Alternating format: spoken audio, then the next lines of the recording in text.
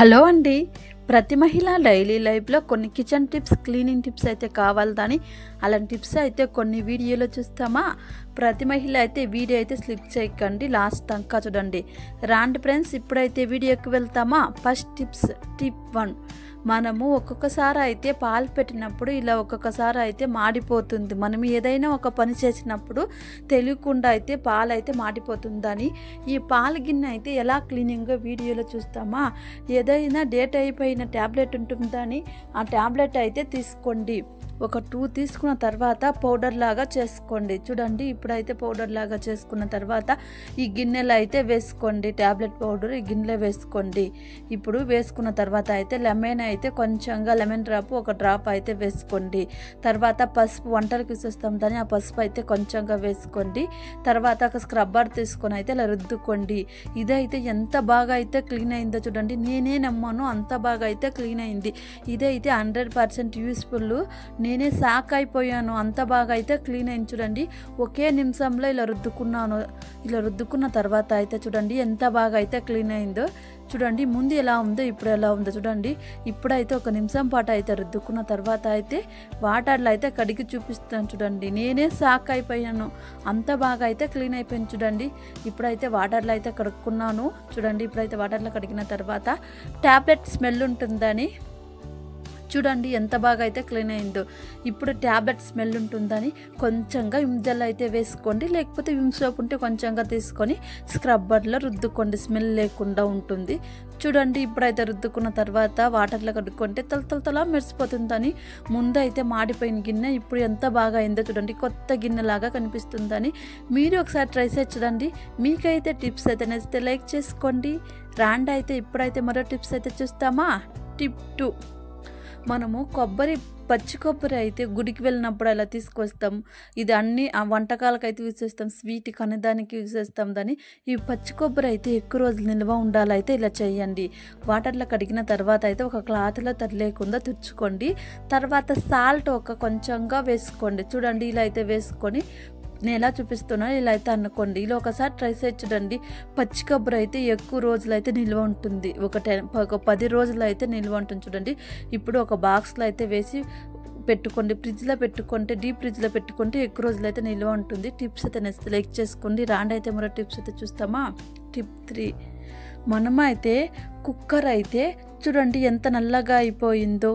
మనం గ్యాస్ అయినప్పుడు ఒక్కొక్కసారి గ్యాస్ సరిగ్గా మంట రావటం లేకున్నప్పుడు కుక్కర్ అయితే నల్లగా అయిపోతుందని ఇప్పుడు ఈ కుక్కర్ అయితే ఎలా క్లీనింగ్ వీడియోలో చూస్తామా. స్టవ్ అంటించుకొని కుక్కర్ అయితే వేడి చేసుకోవాలి. వేడి చేసిన తర్వాత గ్యాస్ అయితే ఆఫ్ చేసుకొని కుక్కర్ అయితే పక్కన పెట్టుకోండి. ఇప్పుడైతే పసుపు అయితే వంటలకు ఇచ్చేస్తాం దాన్ని ఆ పసుపు అయితే కొంచెంగా తీసుకొని చూడండి పసుపు వేసుకోండి. పసుపు వేసుకున్న తర్వాత అయితే లెమన్ అయితే ఒక హాఫ్ లెమన్ తీసుకోండి.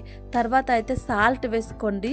సాల్ట్ వేసుకున్న తర్వాత ఒక హాఫ్ లెమన్ అయితే కట్ చేసుకొని లెమన్ డ్రాప్ అయితే వేసుకోండి. పసుపు, సాల్ట్, ఉప్పు, లెమన్ 3 వేసుకోండి. తర్వాత లెమన్ తొక్కులని ఇలా 1 నిమిషం పాటు అయితే రుద్దుకోండి. ఎంత బాగా అయితే క్లీన్ అవుతుంది చూడండి. కుక్కర్ మనం ఎంత కడిగినా కూడా ఇలా నల్లగా ఉండిపోతుందని ఇలా ఒక్కసారి క్లీన్ చేసి చూడండి, మీరే షాక్ అవుతారు, అంత బాగా అయితే క్లీన్ అయిపోతుంది. చూడండి, ఇప్పుడైతే ఇలా లెమన్ తొక్కుతో అయితే రుద్దుకొని చూడండి. ఇప్పుడు లెమన్ తొక్కుతో రుద్దుకున్న తర్వాత వంటలకి యూజ్ చేస్తాం దాన్ని ఆ విnegar అయితే ఒక హాఫ్ స్పూన్ అయితే తీసుకున్నాను. ఉంటే తీసుకోండి, లేకపోతే 1 లెమన్ అయితే తీసుకోండి. నేను దగ్గర హాఫ్ లెమన్ ఉందని హాఫ్ తీసుకున్నాను, అందువల్ల విnegar వేసుకున్నాను. చూడండి, విnegar వేసుకున్న తర్వాత లెమన్ తొక్కితే ఇలా రుద్దుకోండి.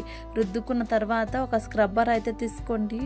ఎంత బాగా అయితే క్లీన్ అవుతుందో చూడండి. ఇప్పుడైతే లెమన్ తొక్కితే రుద్దుకోండి. ఇప్పుడు స్క్రబ్బర్ తీసుకొని అయితే 1 నిమిషం పాటు అయితే రుద్దుకొని చూడండి. ఇప్పుడు రుద్దుకున్న తర్వాత 1 నిమిషం పాటు అయితే రుద్దుకోండి. ఎంత నల్లగా ఉండేదాన్ని చూడండి, కొత్త కుక్కర్ లాగా కనిపిస్తుంది. చూడండి, ఇప్పుడైతే రుద్దుకున్నాను. మీరు వీడియో అయితే స్లిప్ చేయకండి, ఇంకా ప్రాసెస్ ఉంది, లాస్ట్ దాకా చూడండి. చూడండి, ఇప్పుడైతే రుద్దుకున్నాను. రుద్దుకున్న తర్వాత అయితే చూడండి వాటర్లో అయితే కడిగి చూపిస్తున్నాను. ఎంత బాగా అయితే క్లీన్ అయింది చూడండి. ముందు ఎలా ఉందో ఇప్పుడు ఎలా ఉందో.